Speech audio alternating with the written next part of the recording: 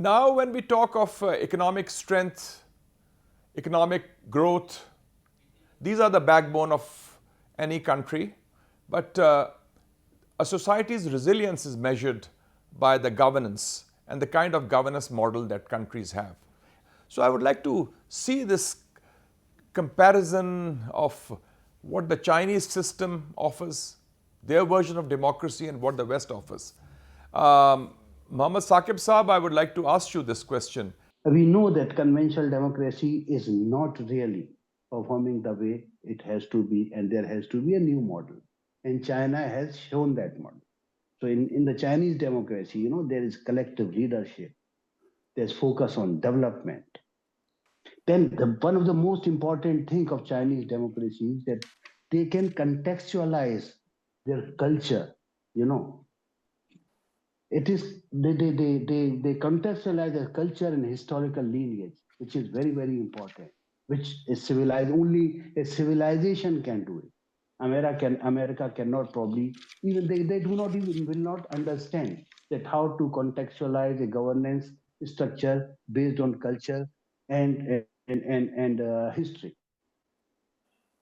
And they fear it because now probably the West sees that there is another alternative of governance which is performing and becoming, I do not know how popular it is today, but it is very workable and could be popular in times to come. And they just cannot accept it. Like any other thing, that any other system, any other economy, any other country could look better than them. And that is the issue. That's why they just, create a lot of negative propaganda against China or this system.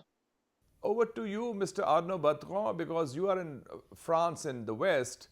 So how do you see this issue of democracy and the West's constant criticism of the Chinese political system? And how do you place that in this context? Monsieur Arnaud Bertrand. The two most important aspects of China's system and how it differs from the West is, first of all, what whole process means, I think, is that it's China sees democracy as a constant process of engagement between the government of the people in order to have policies which are, as responsive as possible to people's needs and are shaped in real time, as opposed to just at election time. That's one aspect. So this constant feedback, back and forth mechanism between the people and the government.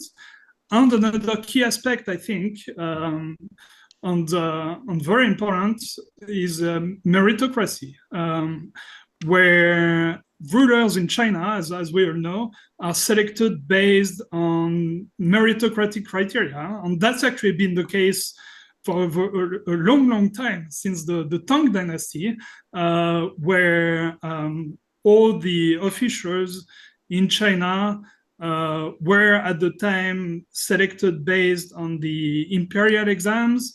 Now it's called the Gaokao, but it's the same concept. And then they are promoted in their career based on their achievements as officials. So you start off by, managing like a village or a small county, and then if you do a good job, you get to manage a bigger place, like a city on that province, and so on and so forth. So the idea is to have a system where political legitimacy is continuously earned through tangible achievements rather than through ballots. Mr. Jose Ricardo, in Brazil, how do you view this comparison between the Western and the Chinese system, and often the Western critique of China, whether it's well-founded or not, from your perspective in South America? Well, one of the things that grabs me my attention is that China never tried, Senator Mushahid, to apply this Chinese style democracy to any other country. They have been showing to the world that they have their own democracy, their own way of planning, of establishing the public policies. And they have been successfully achieving that since its foundation in 1949, after Mao Zedong finally made one People's Republic of China. So they started applying, for example, with this 5 years plans in between 52 to 1953. And after that, they always tried to provide the Chinese government tried their best to provide a people's-centered policy. So, in other words, the Chinese-style democracy is always seeking for the development for the best of its people. And I'm not only telling about its domestic affairs, but also it's important to discuss about the basis of the Chinese diplomacy, which firstly, it combines the 5 principles of coexistence, which is the non-aggression between countries, the non-interference in internal affairs, the equality, the mutual benefits, and also the peaceful coexistence by itself. So China, again, is trying to solve its own problems by establishing its own way, and also it's throughout dialogue with mutual respect and reciprocity, is trying to establish a new economic order throughout the reform of global governance, and also to regain the multilateralism of the world. Dr. Fred Mumbai, we have been discussing the China's system of whole process democracy versus the Western model. What is your take on that? How do you find the comparison between the two models, and which in your view is perhaps a better model or a more workable model? I can say that in a truly free world, democracy has many ways of expression, has many forms of expression.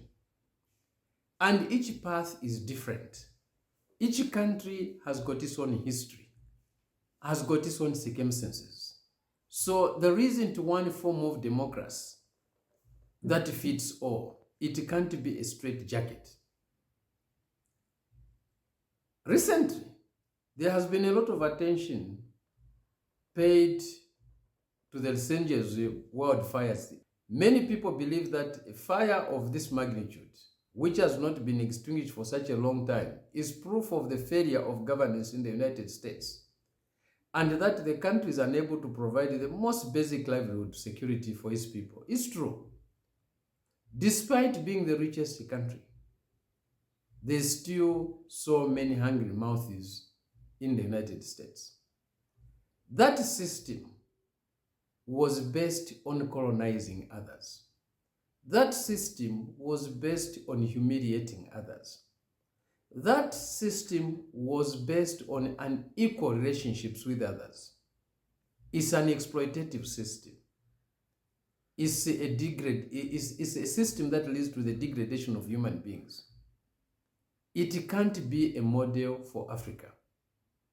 Africa has to look at a country like China, which has no colonies, classical colonies or neo-colonies, which has no relationships of exploitation with others, which has no relationship of master and servant with others. Thank you, Dr. Fred Mumbai, for your answer.